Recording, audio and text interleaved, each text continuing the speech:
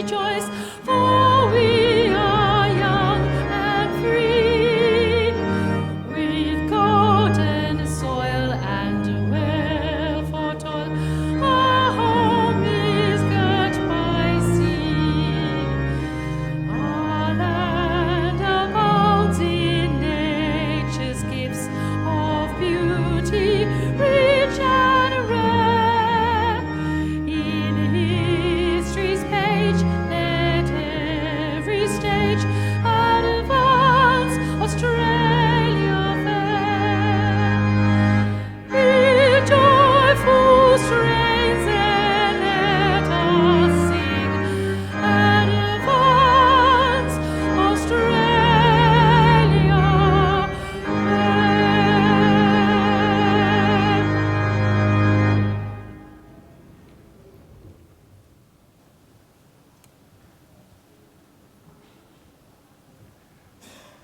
Please be seated.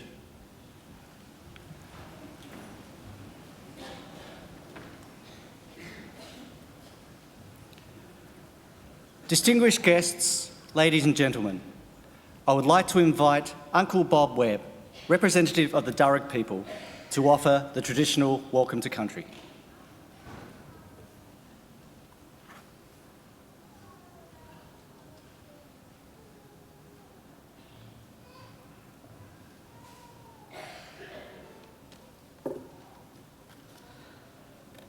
I would like to acknowledge the traditional custodian of the Macquarie University land which we stand today, the Watamargan of the Darug Nation, whose culture and customs have nurtured this land since the dream time.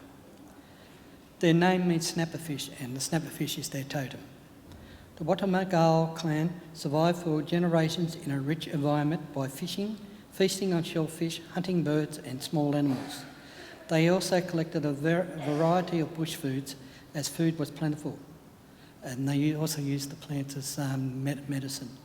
At first, the foreigners that arrived in boats were friendly, but things changed dramatically when armed Marines built an earthwork fort at Parramatta. With this, the smallpox epidemic hit, wiping out a lot of the local Aboriginal populations. Others were driven out by the foreign settlers, but some survived and continued with the culture and tradition. The most famous person was Bennelong, who had thrown a spear at Governor Arthur Phillips and is known to be buried in the right area. So on behalf of these people, their elders past, present and future, I would like to welcome you all to their land. Welcome, welcome, welcome. Thank you.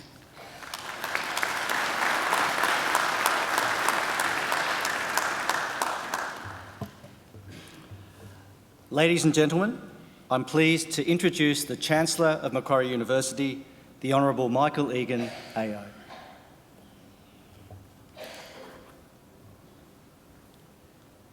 Thank you, Uncle Bob, for your welcome to country.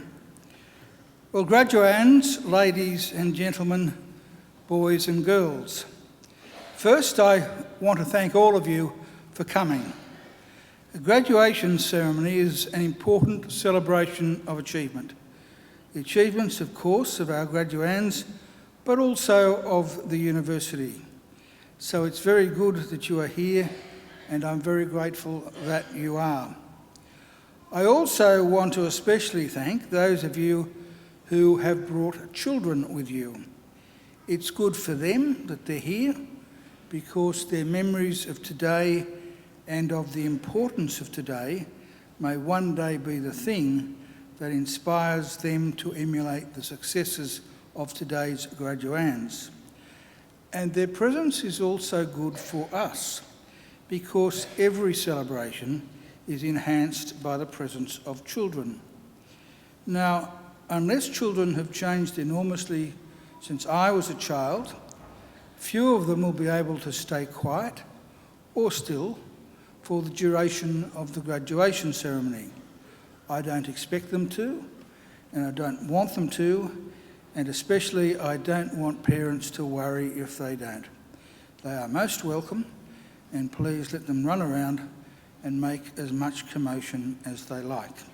And if we do have any little babies here, they're welcome to cry too, because we know from long experience that the louder a baby cries throughout a graduation ceremony, the more likely it is that they're back within 25 years to take out their first PhD.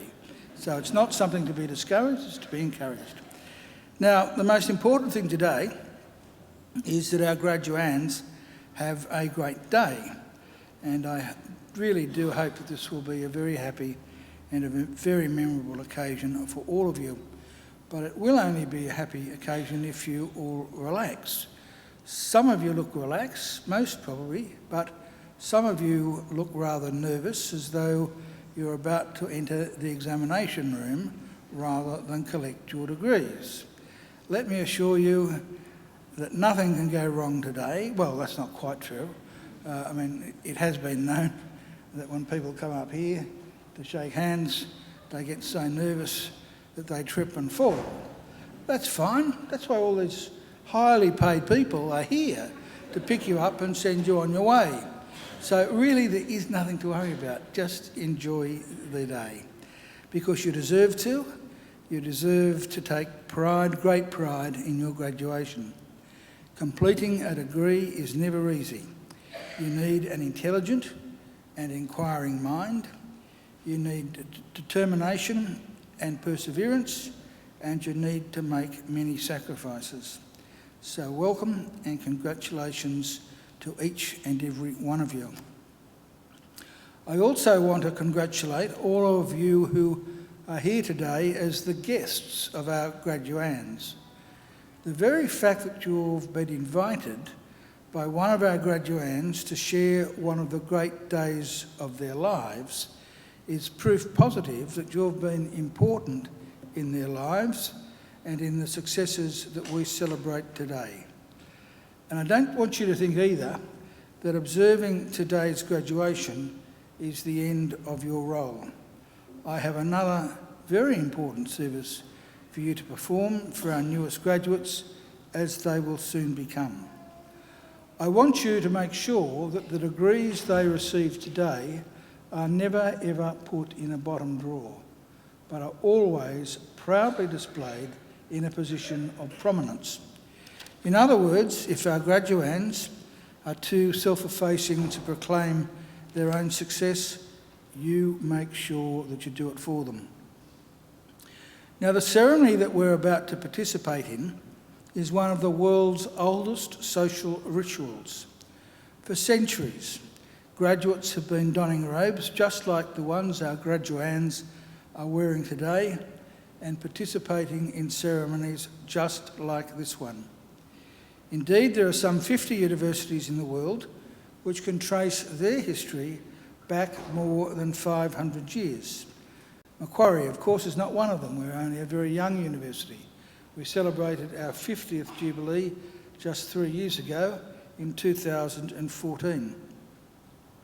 We proudly take our name from Australia's greatest colonial governor, Governor Lachlan Macquarie, a man whose greatness and achievements were never acknowledged by his contemporaries, but only by history. Those of us who went to school here in New South Wales were taught that Macquarie was a great builder, and he was. But his greatest legacy, in my view at least, had nothing to do with bricks and mortar. His greatest legacy was the ethos he established, much to the annoyance of the British authorities at the time, of an egalitarian society. Because it was Macquarie's insistence that in this fledgling convict colony there be no distinction between the free and the freed that was the foundation of the Australian notion of a fair go for all. And that is a legacy that here at Macquarie we will always aim to maintain and honour. After our first 53 years, we now have more than 180,000 Macquarie graduates living in more than 140 countries. Macquarie is a very modern and outward-looking university. We're now ranked in the top 2% of the world's universities. From our beginnings, we have defied the traditional boundaries of academia. We've pioneered, and we continue to pioneer, learning and teaching approaches that challenge conventions and shift thinking. Our students play a major part in their own learning and are empowered to guide what and how they learn. We're also research pioneers.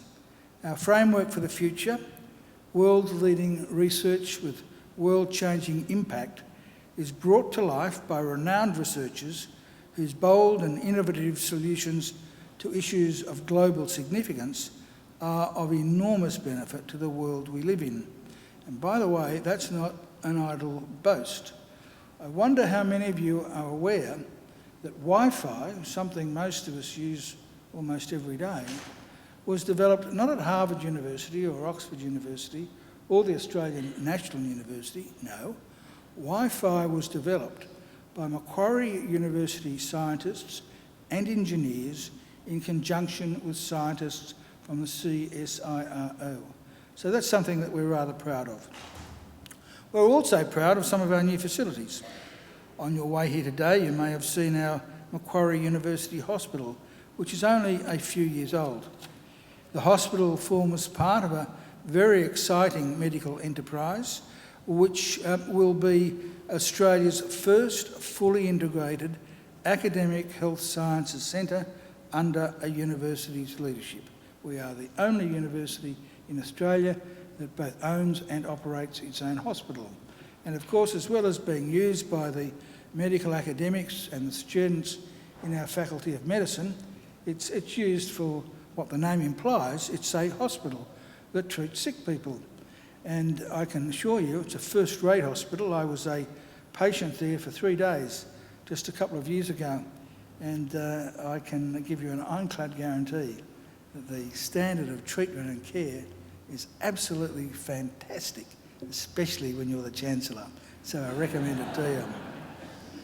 Other outstanding new facilities are our library, our Australian Hearing Hub, which is a world-leading institute in hearing and language sciences, a state-of-the-art media centre, a newly launched simulation hub for teaching and research, and cutting-edge science laboratories. Now, that's not to say that all of our lecture rooms and laboratories are first class. Some, unfortunately, are not. But we plan to fix that, and over the next few years we'll be embarking upon a major physical transformation of the campus and its buildings. And you might have seen some of the work that's currently taking place on campus to erect temporary facilities so that we can move out of some of the facilities that need to be rebuilt and redeveloped. So we're looking forward and we're on the move.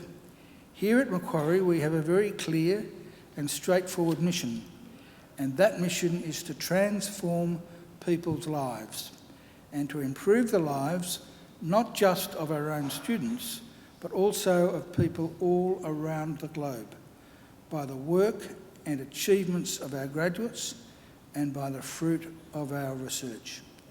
We want Macquarie always to be a leader in teaching and learning and a leader in the accumulation of knowledge and understanding. In other words, an ideal community of scholars.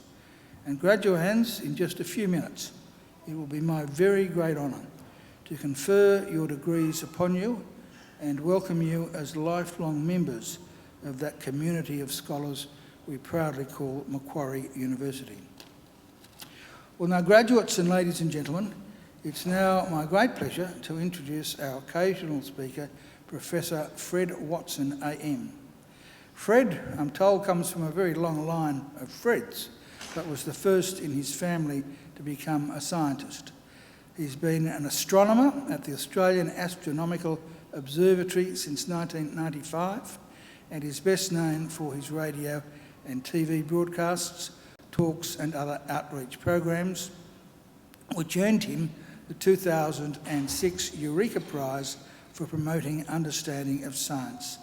He's written a number of popular astronomy books and has both a science-themed CD and award-winning symphony libretto to his name. Fred was made a member of the Order of Australia in 2010. He has an asteroid named after him, 5691 Fred Watson, but says that if it hits the Earth, it won't be his fault. Ladies and gentlemen, I now invite Fred to deliver the occasional address. Please welcome Professor Fred Jackson.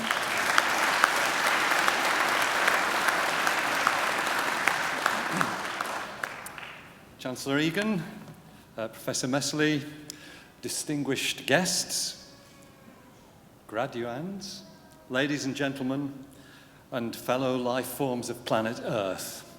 Should cover everything. I really can't tell you what an honour it is to be presenting this occasional address today in this esteemed university on a day that you graduands will remember for the rest of your lives. And so my first duty is to warmly congratulate you on your achievements. Very, very well deserved. You see, the idea of an address like this is that somebody comes along and offers you hints and tips on how you should live your lives now that you have letters after your names. But I don't do that. And the reason is, it's a very simple reason. About 50 years ago, when I was sitting more or less where you were, but in a different part of the planet, we were addressed by a well-meaning but slightly weird local councillor who told us things that basically scarred us for life. I don't want to do that to you. I won't tell you what they were. You can come and ask me afterwards if you like. They weren't illegal or immoral, they were just weird. And people who graduated that day still talk about them. So instead I want to tell you about something much closer to my heart, and that's the inspiration that I get from some of the great quests for knowledge that are going on around us in the 21st century, some of which are taking place in this university. And of course, this is in a week in which it's been announced that Australia will get its very own space agency. We heard that announcement yesterday. The Australian Space Agency, ASA, I don't know that that scans very well, but I think perhaps it needs to be the National Australian Space Agency. That might roll off the tongue a little bit easier. So you've already heard that my job is an astronomer. I've been an astronomer all my working life. And you can tell that, actually, just by looking at me, because I've spent so many years working in large telescope domes that I've started to look like one. I often tell people that when the rest of my hair falls off, which won't be very long, I'm going to get a little walkway tattooed around my head here with little doors so people can come and look at the weather, just like we do on the Anglo-Australian telescope in Coonabarabra. But the thing about astronomy is it's overflowing with inspiring research. Because in astronomy, we ask the big questions. And I think one of the biggest, which I talk about interminably, I have to say, but I think the biggest is the question of whether we are alone in the universe. As I'm sure you all know, the only place in the universe where we know living organisms exist is here on Earth. But we now have the wherewithal to investigate the prospects for living organisms elsewhere in a science that we call astrobiology, which brings together lots and lots of interrelated disciplines like geophysics, atmospheric science, planetary science, astronomy, of course, biology, chemistry, you name it, it's pretty well included in the sphere of astrobiology. And the astrobiology community, which is actually quite large these days, has good reason to believe that single-celled organisms, which we usually call microbes, might be fairly common in the universe. We know that they are found in every environment on our own planet. And some of them love extremes of heat and cold. Actually, some even live in solid rock. We call them extremophiles. They're the bungee jumpers of the microbe world. And it's possible that extraterrestrial environments might also support these extremophiles.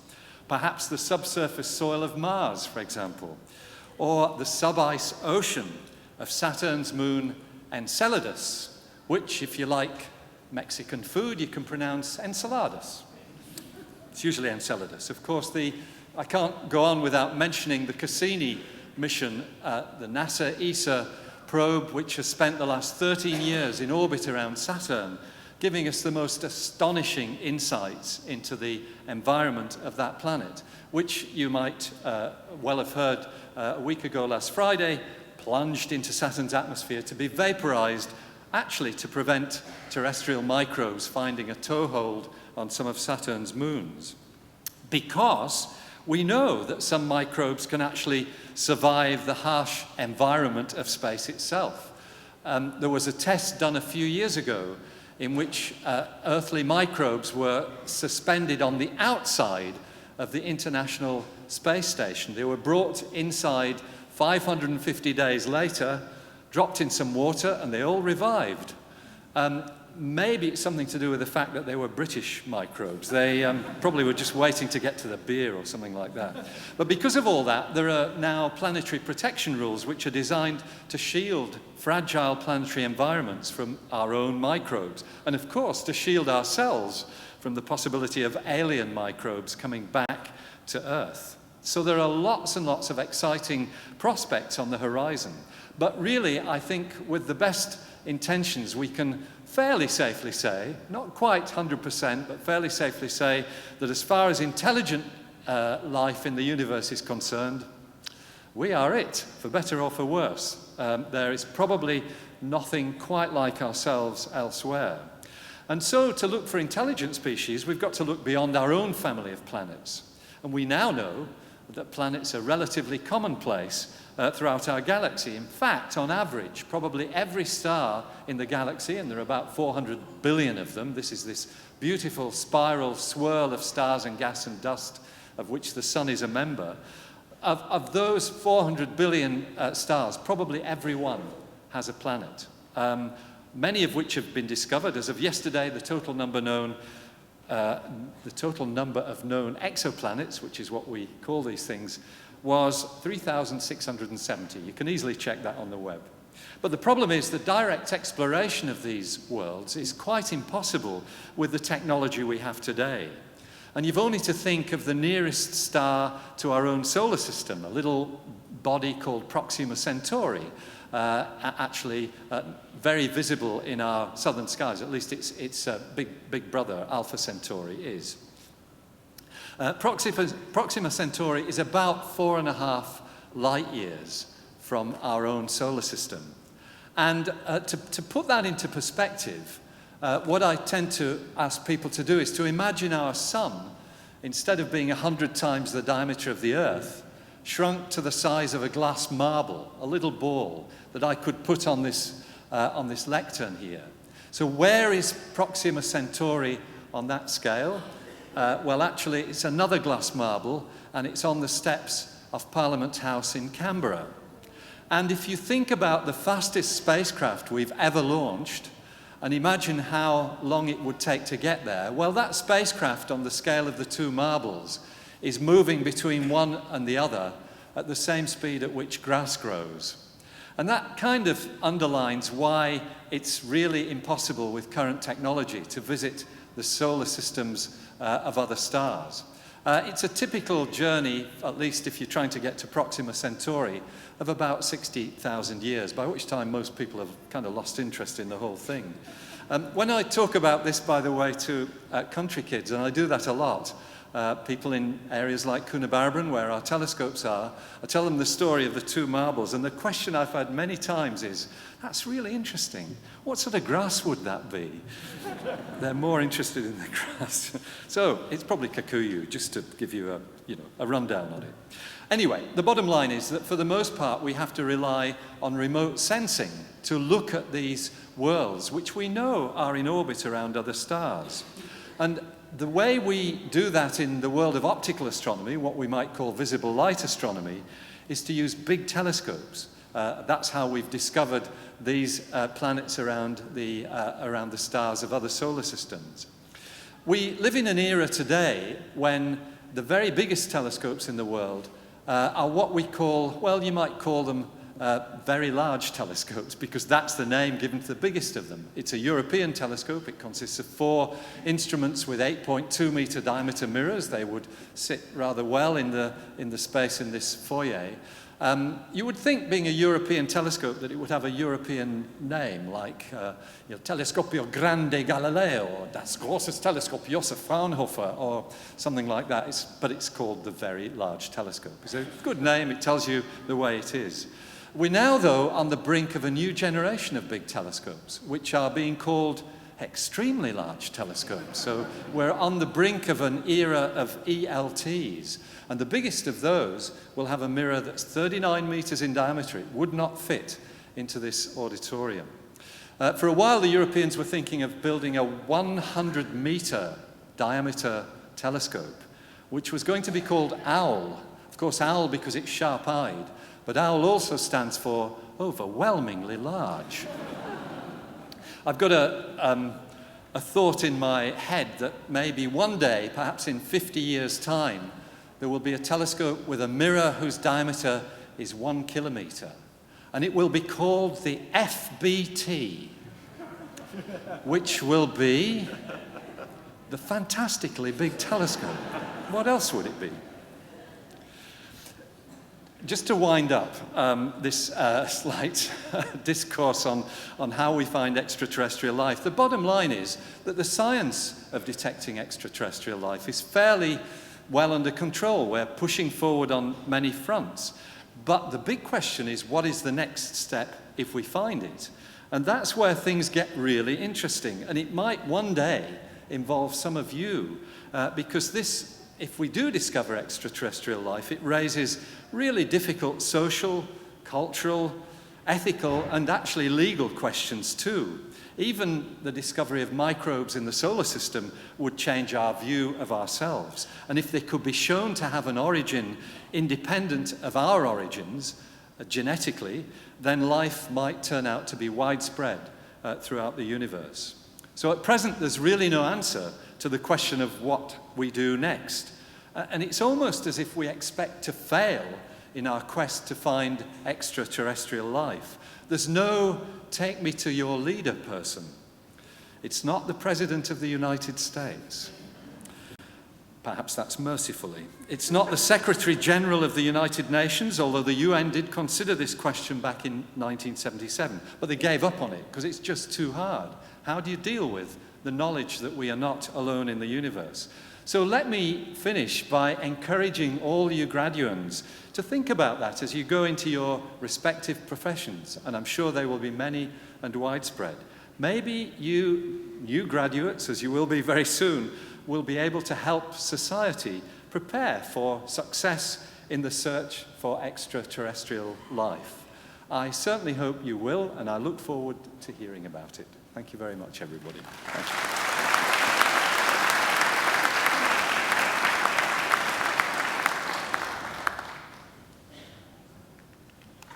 Well, thank you, Professor Watson, for a fascinating and very entertaining occasional address. I must say I've often wondered whether there is life elsewhere in the universe, and like you, wondered whether, if there is, whether it has a leader. And I've sometimes thought that if there is and it has a leader, will it be friendly or will it be hostile? Will they be a threat to us earthlings? But I must say I've come to the conclusion that if there is life elsewhere, and if it does have a leader, he, she or it could not possibly be any more frightening than Kim Jong-un or Donald Trump. So I feel very relieved at that thought. Thank you very much for a fantastic occasional address. I think he deserves another great round of applause.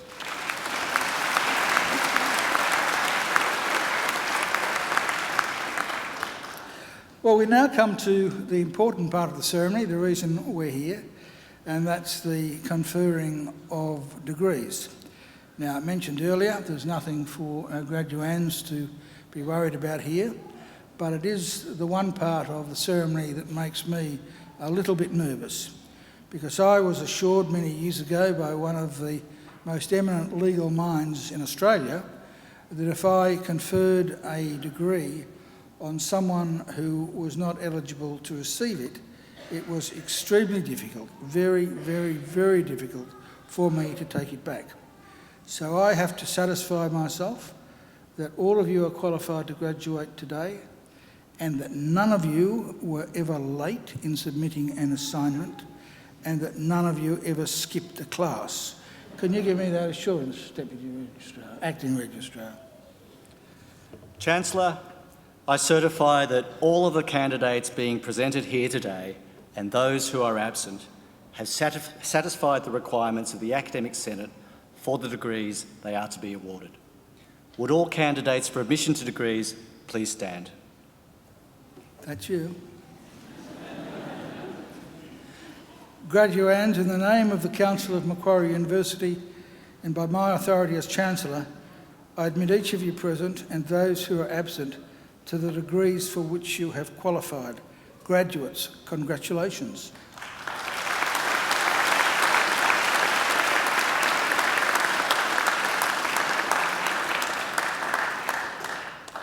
Will you please be seated?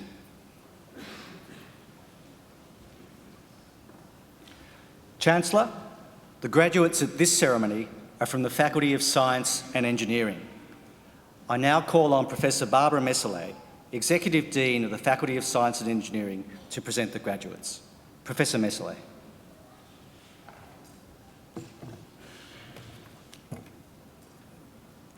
Chancellor, the graduates at this ceremony are from the Faculty of Science and Engineering. This faculty teaches programs across the full breadth of the sciences and engineering. While there are many challenges facing the world today, there are also endless possibilities to problem solve, think creatively, and change society for the better.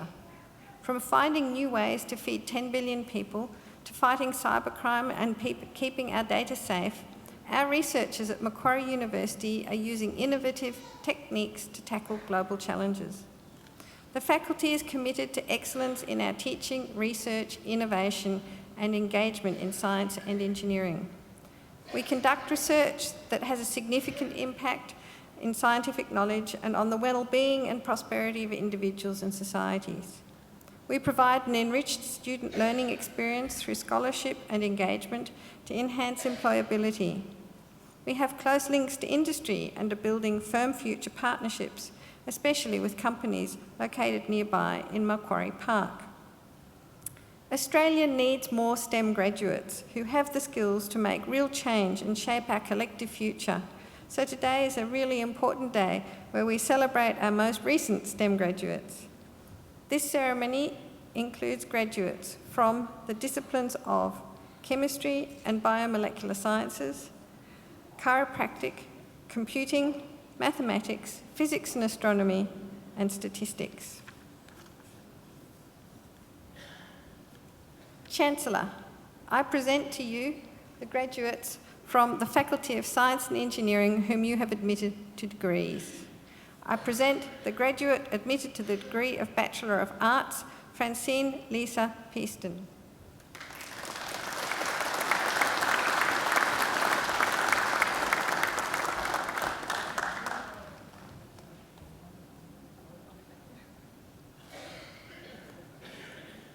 I present graduates admitted to the degree of Bachelor of Chiropractic Science, Madeleine Biancardi.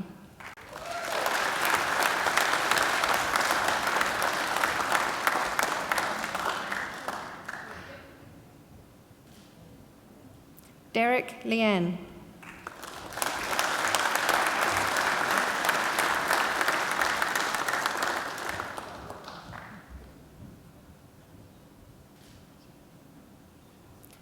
I present graduates admitted to the degree of Bachelor of E-Business, Andrew John Burks.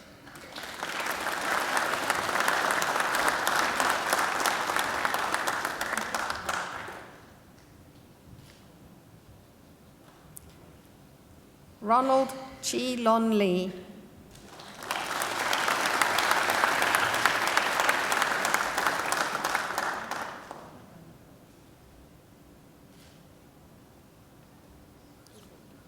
Jonathan Evan Cito.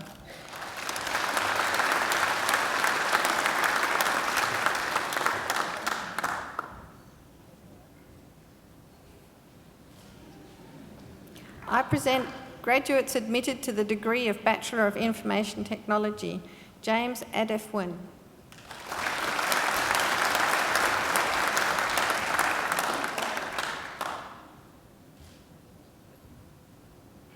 Muhammad Akil Muhammad Al-Safa.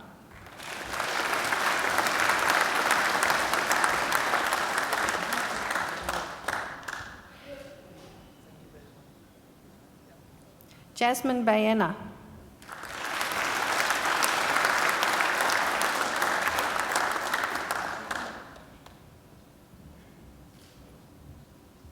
Rick James Bellantoni.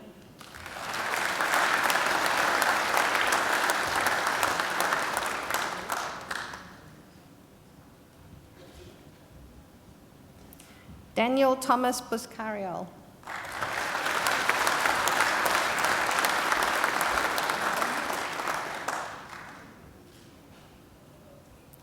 Metin Khan Chakmak.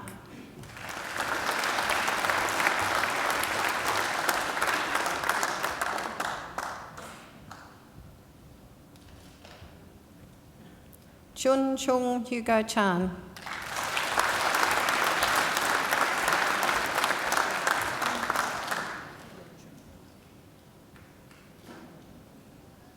William Deng.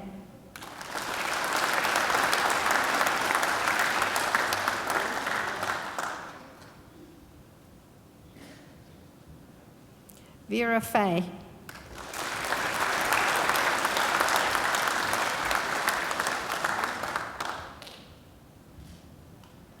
Peter James Goebel.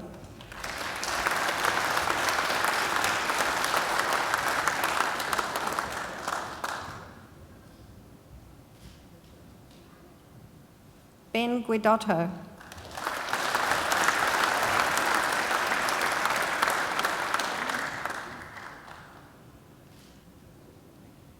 Jenny Marie Hadel.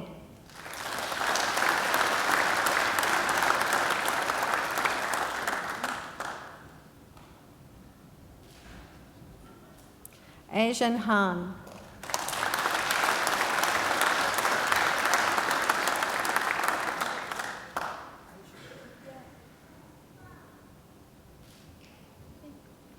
Michael Jeffrey Hickey.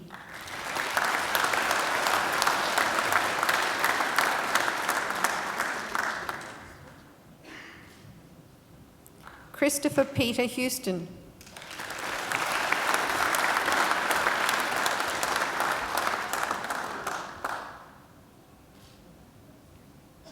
Kagan Kara.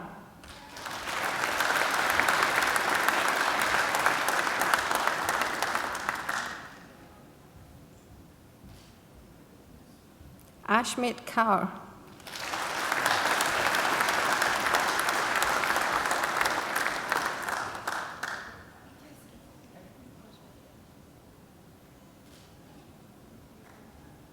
Edward Lang.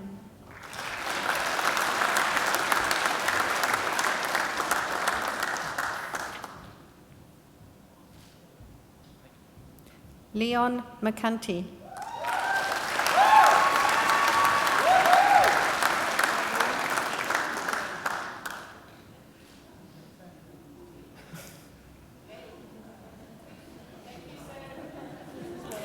Jamila Montes.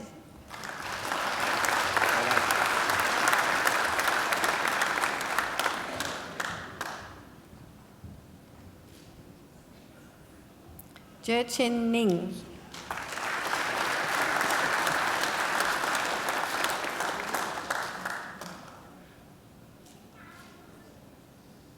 John Bosco Nkumzimana.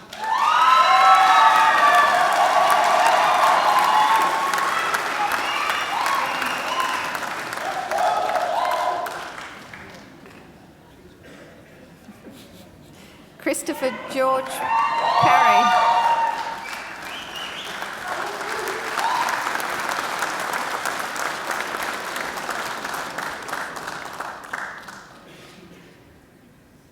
Hinal Patel.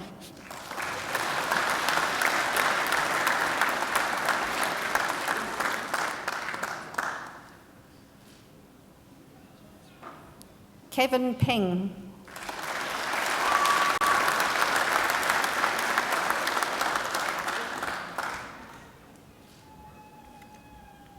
Human Sai.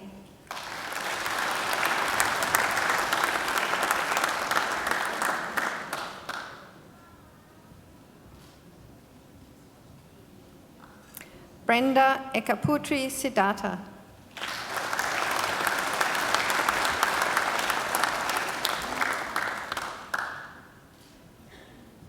Alexei Sugak.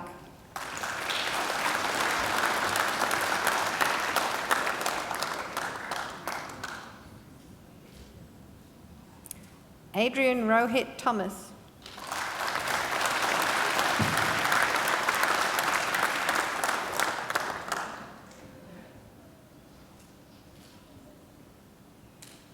Vincent Ting.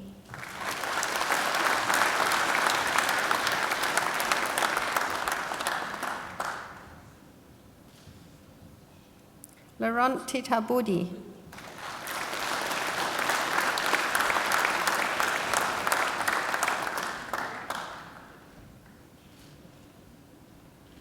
Kishan Velapan.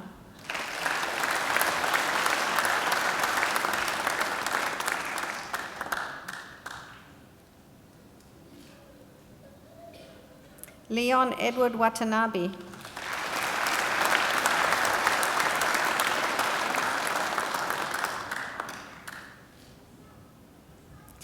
Chien Xuan Shu.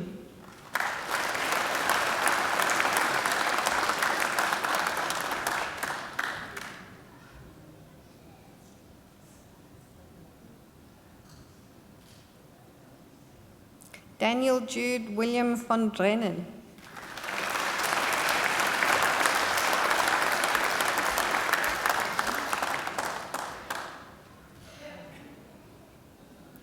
I present graduates admitted to the degree of Bachelor of Information Technology, Games Design and Development. Elliot Christopher Fell Gordon.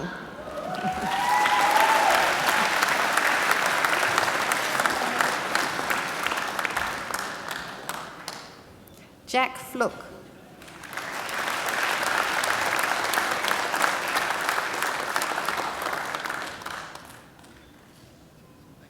Ryan James Flynn.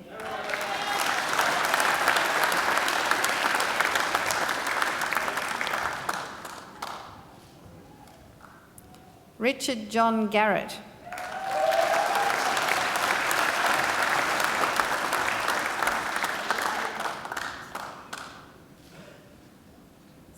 Michael Islamov.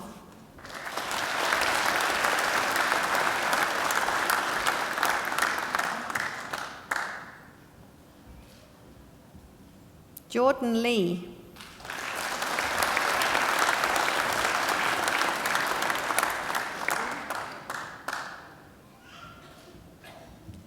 Edmund Chu.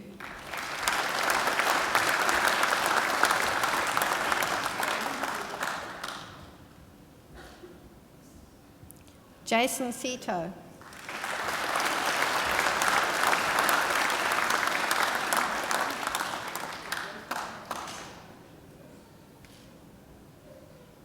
Siddhartha Shrestha.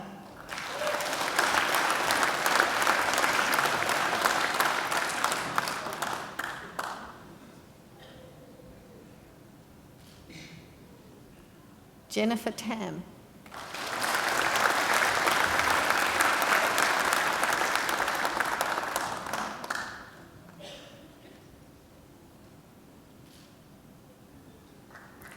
Joshua Raymond Tan.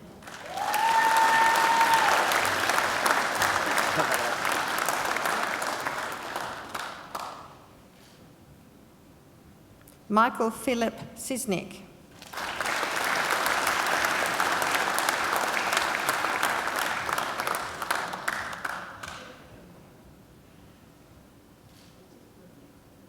I present graduates admitted to the degree of Bachelor of Science. Syed Farshad Abedi.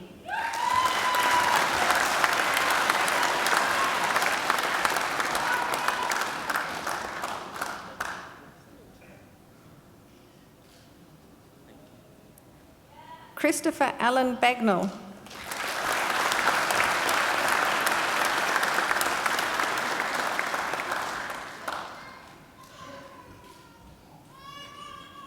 Benjamin James Campbell.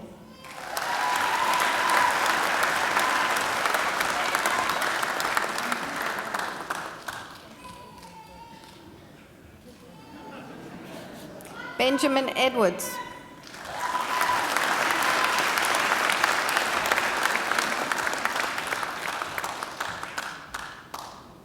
Finn Lewis Edwards.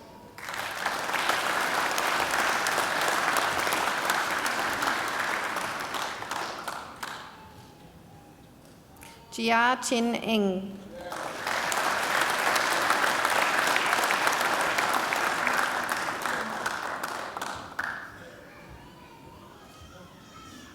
Chuk Nam Lee.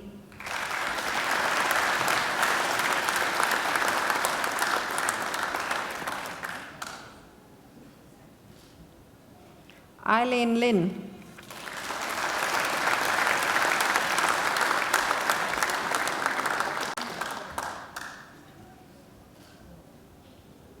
Sean Shaylin Park.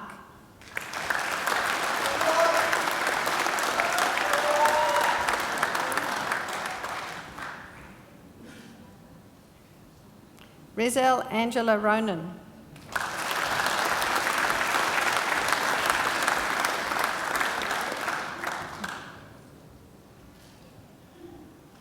Jaden Rouse.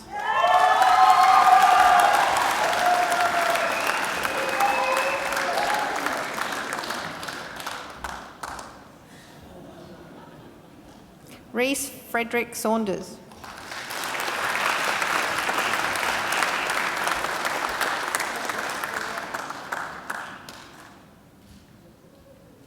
Emily Sells.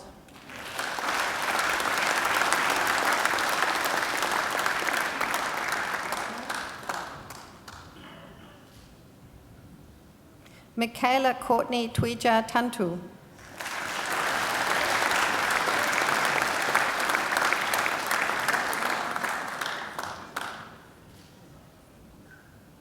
I present the graduate admitted to the degree of Master of Biotechnology with the Master of Commerce, Nirmala Dahal.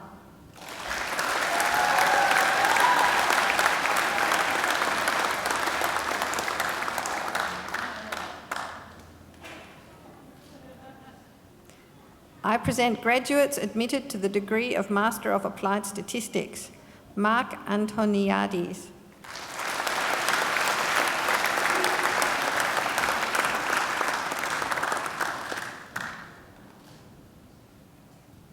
Guilherme Safi Franco.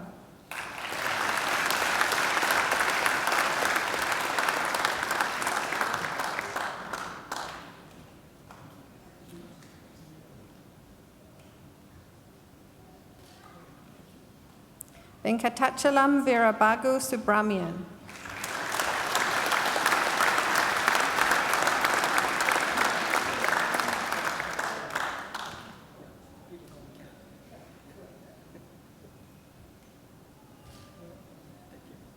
Jae Ho Wang.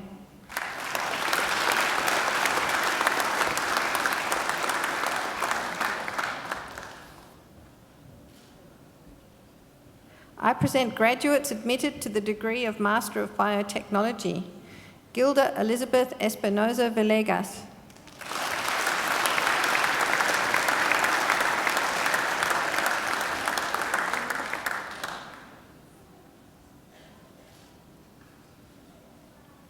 Criselda Santan Fernandez.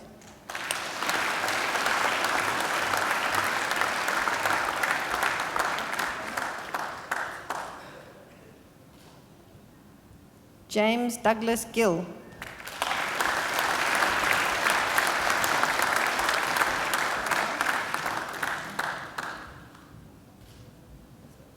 Adriad Islam.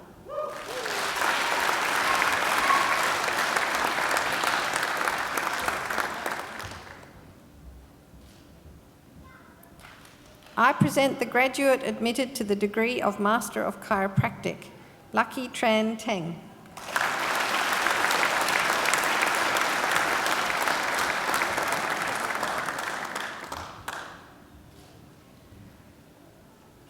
I present graduates admitted to the degree of Master of Information Technology, Abdulaziz Ahmed Al-Ghafiz.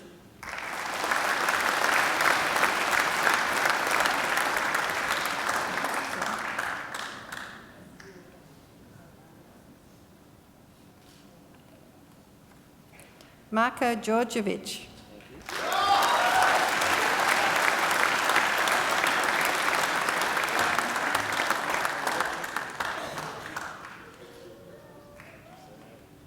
Joseph Henry Fenech.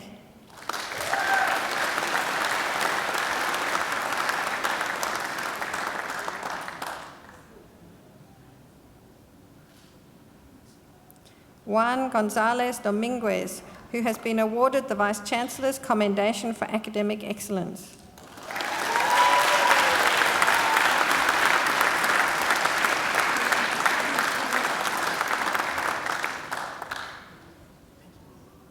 Praveen Mohan.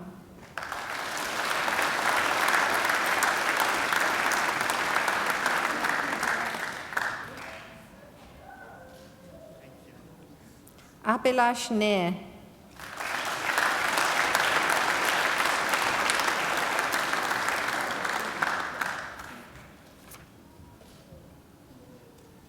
Malihe Ojahi.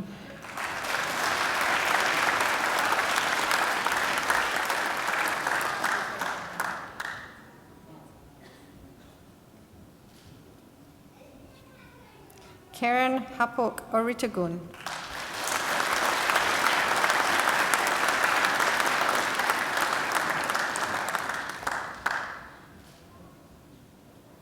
Alexander Joseph Otoya Mukantala.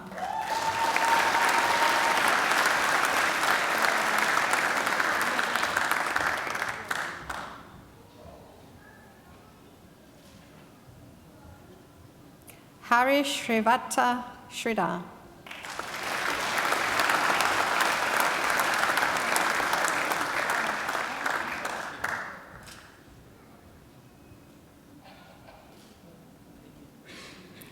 I present graduates admitted to the degree of Master of Laboratory Quality Analysis and Management, Anna Liddell Campbell.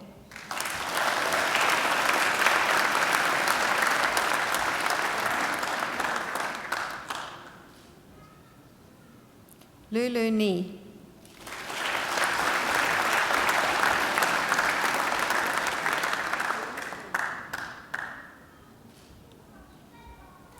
I present the graduate admitted to the degree of Master of Radiopharmaceutical Science, Brendan John Evans.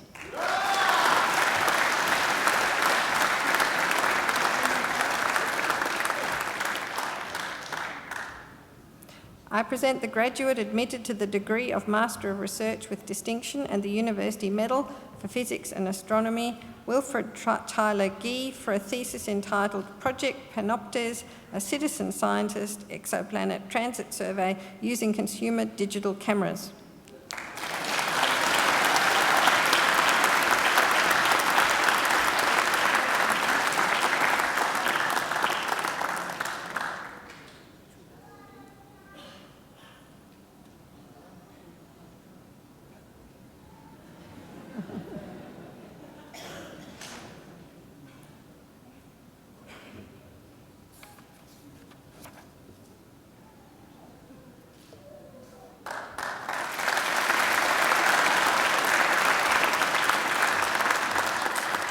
I present the graduate admitted to the degree of Master of Research and the University Medal for Statistics, Nishanti Ravindran, for a thesis entitled Binary Segmentation Methods for Identifying Boundaries of Spatial Domains.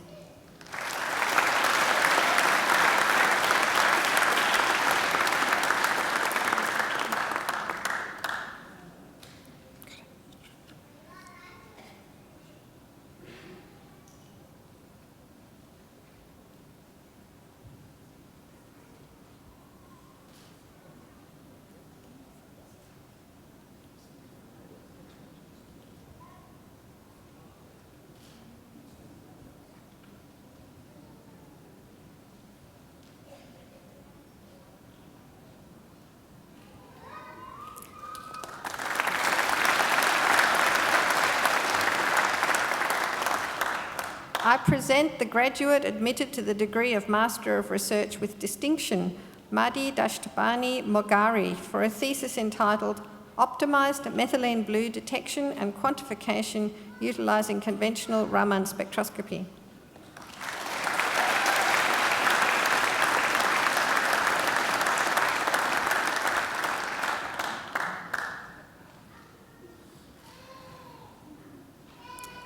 I present graduates admitted to the degree of Master of Research, Hamid Saleh Di Al-Khatani, for a thesis entitled IMAP Campus, a theoretical framework to measure users' behavioural intention in augmented reality.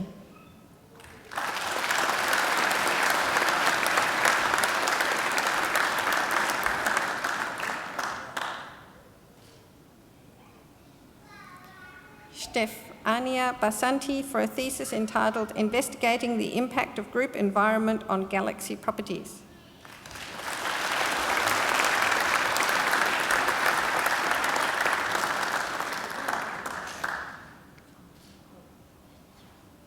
Andrew James Edwards for a thesis entitled Developing a Predictive Framework for Structure Fire Through an Activity Theory Lens.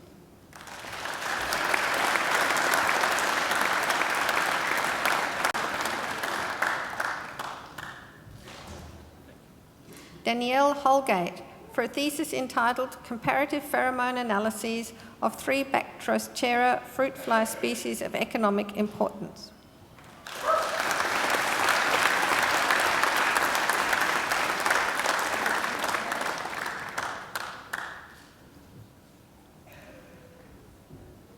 Annalisa Kate Hulme for a thesis entitled Anatomy Knowledge Retention in the Macquarie University Chiropractic Program, a cross-sectional study.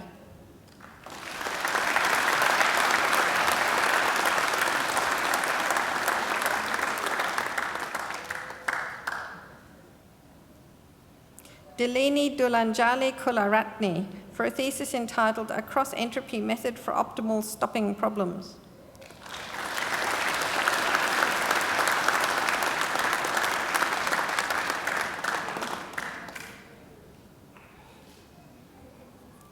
Rashmi Rajapal Pillai for a thesis entitled Development of Biofunctional Ruby Nanoparticles for Optical Imaging of Opioid Receptors.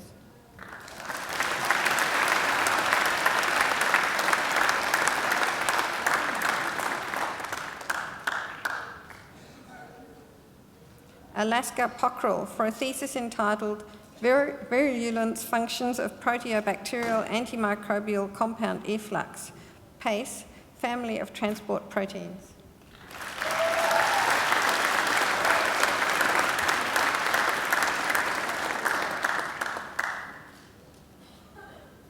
A.H.M. Kwamruzaman for a thesis entitled Named Entity Extraction in Historical Australian Newspaper Text.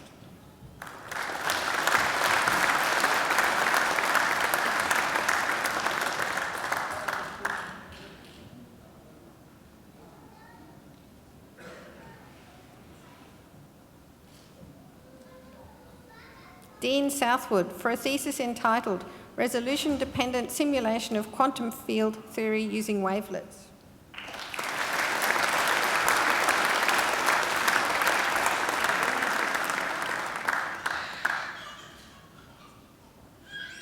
Nazma Akhtar Titi for a thesis entitled Chemical and Biological Investigations of the Yagle Medicinal Plant Alphitonia excelsa.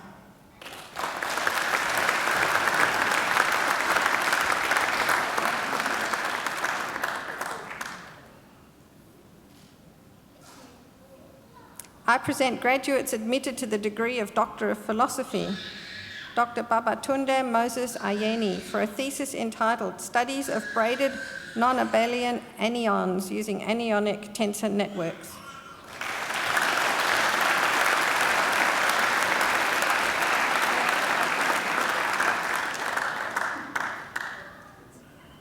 Dr. Sherwin Bahreri for a thesis entitled Coupled FEM-BEM Techniques for 2D Inverse Wave Scattering Problems.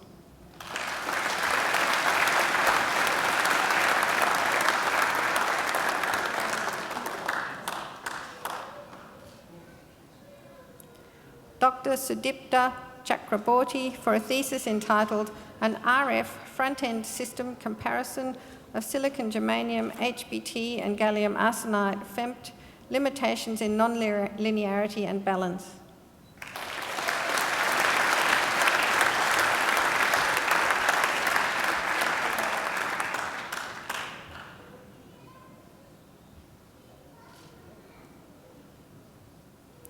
Dr. Seppa Damavandina Jadmonfarid for a thesis entitled Improved PCA-based Techniques for Face and Finger Vein Recognition Systems.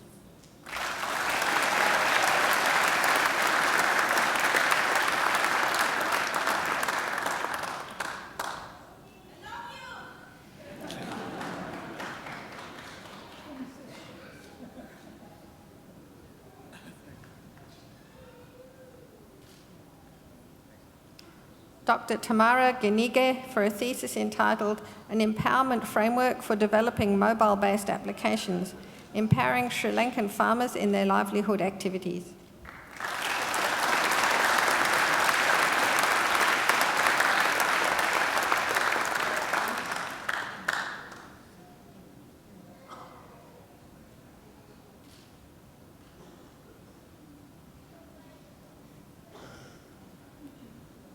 Dr. Lei Han for a thesis entitled User Interface Derivation based on a Role-Enriched Business Process Model.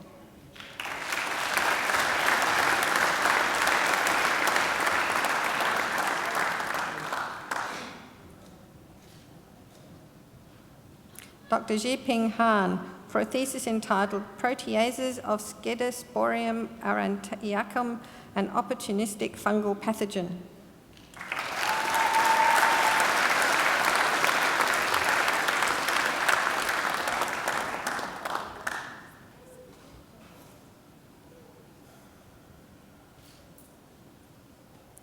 Dr. Tao Tao Huang for a thesis entitled Investigation of the Biodiversity and Biogeography of Marine Microbes in Australian Tropical Waters.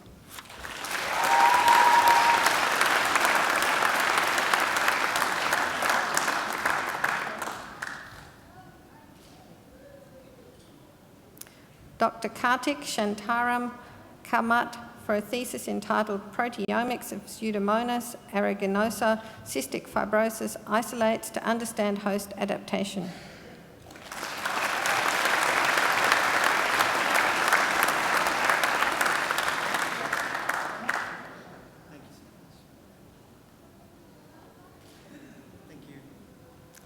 Dr. Pun Tak Leng for a thesis entitled Tangent Bundles, Monoidal Theories and Wheel Algebras.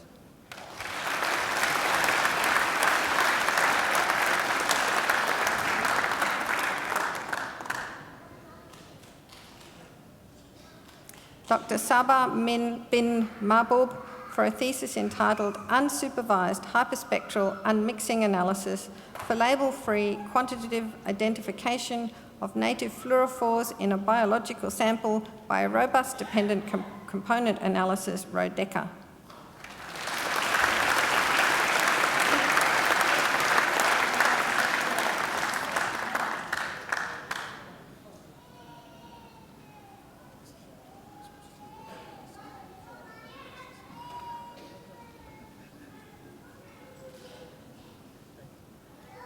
Dr. Buddhaditya Majumdar for a thesis entitled Transmission Line Modelling of Microstrip Antennas and Their Applications in Fixed Frequency Beam Steering.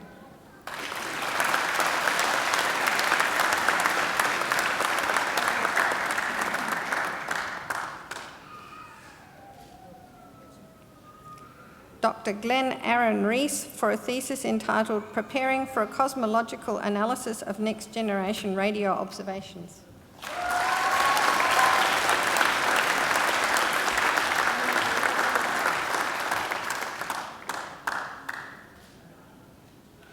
Dr. Alexander John Sabella for a thesis entitled Long Wavelength Extension of Diamond Raman Lasers.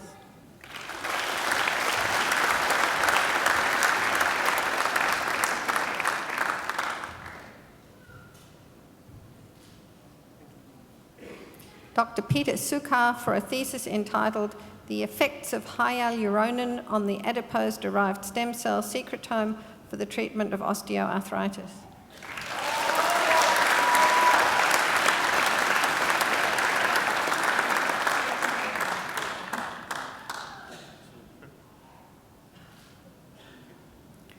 Dr. Andrea Tabacchini for a thesis entitled Experimental Implementations of Multidimensional Multiphoton States.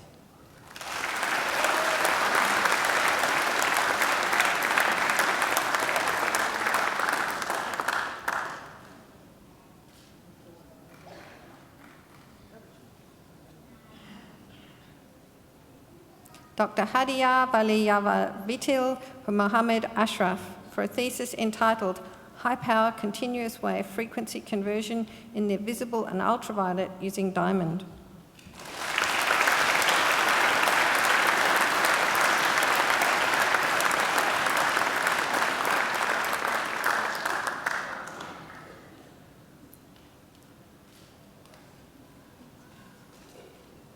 Chancellor, that completes this afternoon's presentation of the graduates from the Faculty of Science and Engineering.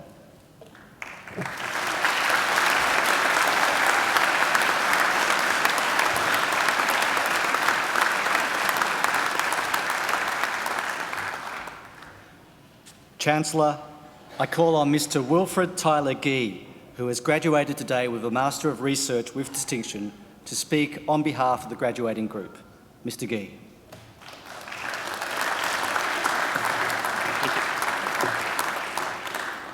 Thank you. Chancellor, members of the university, fellow graduates, happy to say that, and guests, including Fred Watson here, thank you. I'm honored to be speaking to you today, not only as a member of the Department of Physics and Astronomy, but also as a member of the larger Faculty of Science and Engineering. Now, I know we are all eager to get outside and graduate and get a drink on the lawn, so I'll make this a little quick, but I wanted to say a few things. We all have countless individuals we'd like to thank for helping us to get where we are today.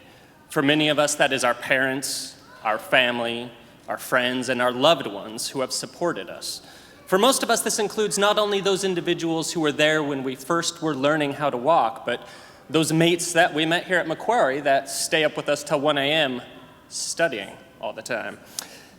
Personally, I'd like to thank my supervisors, my parents, and my family for their support. I'd like to thank my partner, Crystal, who traveled down under to support me despite having to leave family and friends of her own. And I'd like to thank all of you for helping to create a community here at Macquarie that I will be proud to call a part of my education. But it would also be remiss of me to not take this opportunity to mention one other benefactor I've had over the years that has been highly influential in bringing me to this stage today.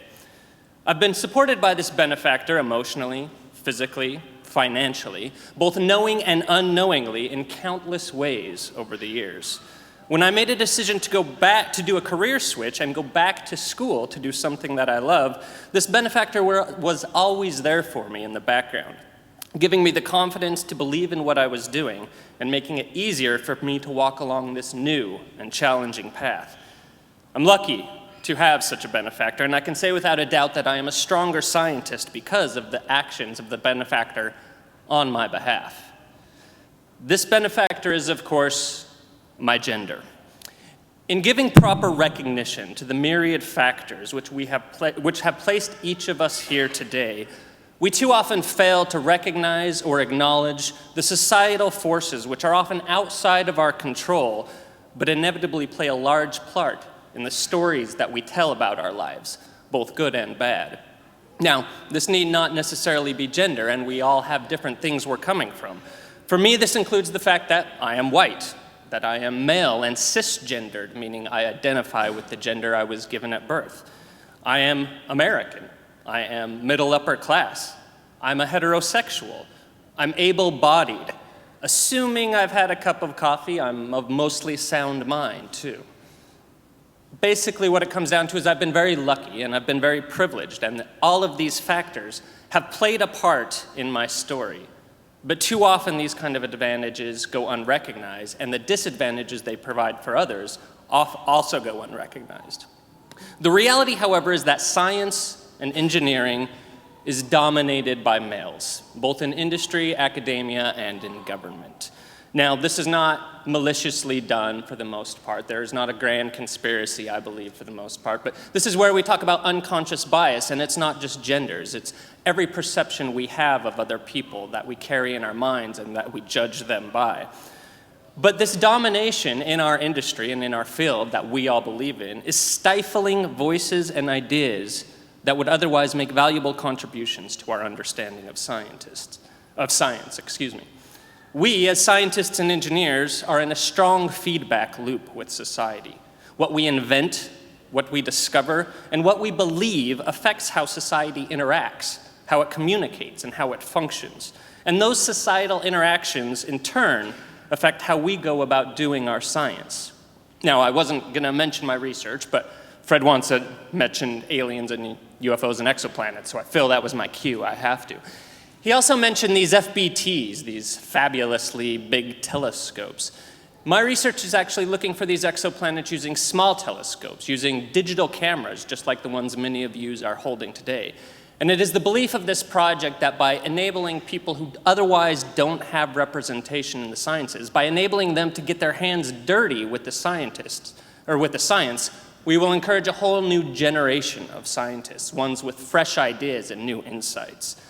The scientific method, which most of us in this room would purport to believe in, does not benefit from a lack of diversity. Quite the opposite.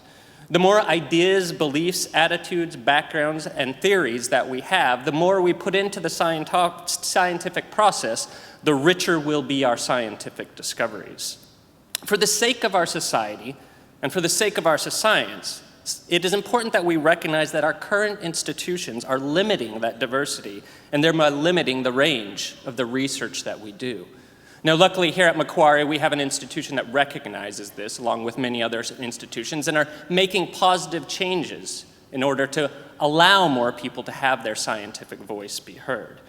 It is my sincere hope and belief that we as scientists and engineers, as we go through that feedback loop with society, are constantly making improvements, not only to ourselves, but also to our field, to our industry, and to our society, in order to truly make the world a better place for everyone. So I challenge you, as scientists and as engineers and as people, to help make the world a better place by not only speaking up loudly and making sure that your ideas and your voice is heard, but also accepting the more difficult challenge of helping ensure that everyone else has that same ability to have their voice be heard. Thank you. Congratulations to you all. You have all done a fabulous job, and let's all be done. Congratulations, everyone. Thank you.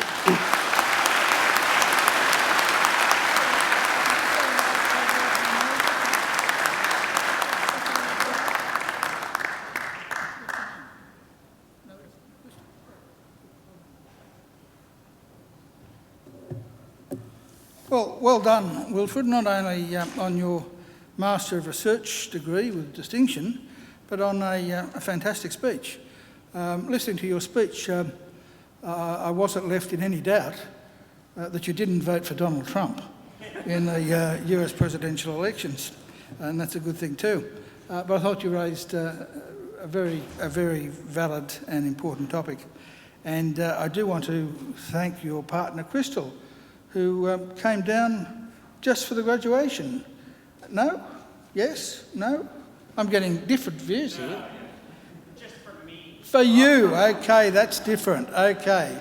Thank you, Crystal, for that. And I think Wilfred deserves another great round of applause. Thank you very much.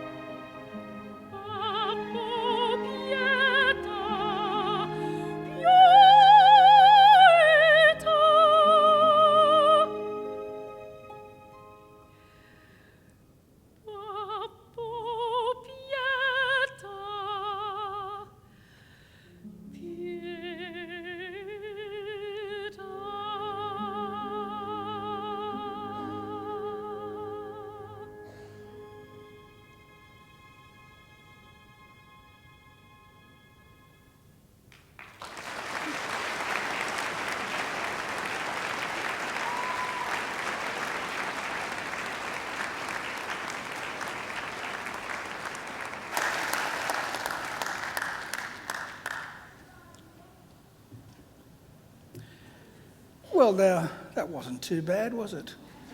That glorious voice, ladies and gentlemen, belongs to Angela Brewer. And we're very fortunate here at Macquarie University that Angela sings at most of our graduations. In fact, I was trying to work out the other day how many times I've heard her sing, and I think it's in excess of 300 times. And she takes my breath away every single time. But while she sings at most of them, occasionally she can't make it. So you were very fortunate today that today was one of the days when she could make it. Because when Angela can't come, I do the singing. Would you like to hear Angela sing a bit more? Okay, all you've got to do is enrol in another degree, and I'll make sure she's singing at your next graduation. Let's give her another great round of applause.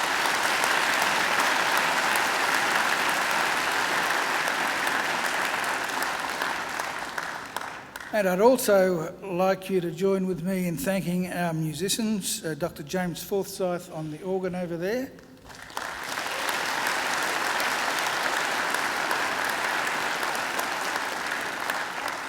And Dr. Chai Chang Ning on the Chinese traverse flute.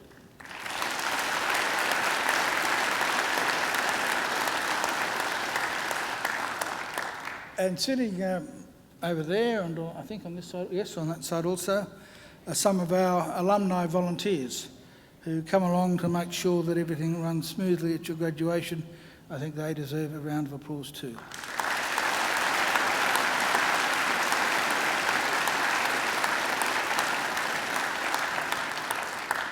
And the other people I'm sure you'd like to thank also are those sitting behind me.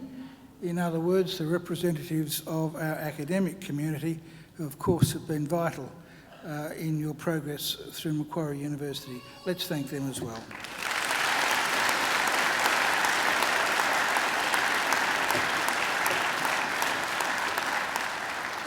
Well now graduates, this ceremony marks the end of one stage in your relationship with Macquarie University, but it is certainly not the end of your association with Macquarie. From today on, for the rest of your lives, you are part of the bigger Macquarie family, which is our alumni, and part of the network of 180,000 Macquarie alumni spanning the globe. We'll keep in touch with you through our alumni program, which is focused on lifelong learning, lifelong support, and lifelong connections. Our commitment to you is to help you keep in touch and engaged with Macquarie throughout your life. And graduates, please do make sure to come back to Macquarie, either to undertake more study, attend alumni events, use our aquatic and fitness facilities, or even, if you like, just take a stroll through our very nice campus, or come back with some friends and family and enjoy a picnic down by the lake, as many people do on graduation days. When they graduate, the award of a university degree carries many opportunities and privileges. But like all privileges, it also carries responsibilities. Believe it or not, you, each and every one of you, can change the world. And you don't have to be a Nobel Prize winner to do it either, because almost everything you do, in your homes, in your workplaces, and in your communities matters and can make a huge difference. The consequences of every effort, every action, large or small, can reverberate throughout society, through the decades, indeed the centuries. Even something as simple as a kind word or a kind gesture can often be the spark that ignites a great life or a great career or a great achievement. So as Chancellor of Macquarie University, I charge you to use what you have learned, not only for your own benefit, but also for the betterment of the community. I charge you to use the skills and knowledge you have acquired with rigour and integrity, and to commit yourselves to a program of lifelong learning and inquiry. I charge you to recognise the worth and dignity of all people, particularly those who have not had the opportunities that you've enjoyed. I charge you to set high goals and to continue the hard work that has brought you so far. I charge you, wherever you go, go with all your heart. And in all you do, I charge you to uphold the good name of Macquarie University. Now, graduates, I hope also that you'll always remember the people who've helped you along the way, many of whom, of course, are here with you today to help you celebrate. So to acknowledge their contribution and thank them for it, I'm now going to ask you to do a few things. Graduates, would you now please stand? Now I want you to put your degrees on the seats behind you so that your hands are free. And now I'd like you to turn to face your families and your friends. And now I invite you to give them a mighty round of applause.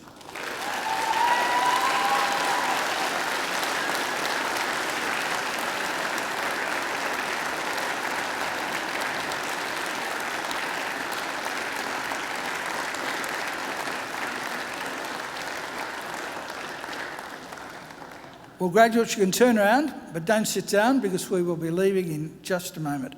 But I would remind all of you to pick up your degree. We wouldn't want anyone leaving one behind. Well, now, ladies and gentlemen, in just a moment, I will lead the official party out through the centre aisle, and we will then be followed by our newest graduates. And then I would invite all of you to join the procession down the aisle, out down the path, down to the Macquarie, where I would invite you to enjoy some refreshments with us.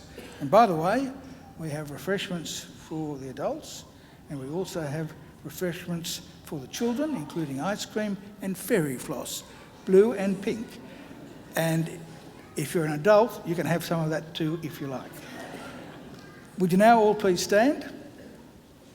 And please remain standing until the last graduate has processed out. Well, now, graduates, I wish you the very best for the future. And in the words of the old Irish blessing, may the road rise up to meet you. May the wind always be at your back. May the sun shine warm upon your face and rains fall soft upon your fields. And until we meet again, may God hold you in the palm of his hand. Graduates, good luck.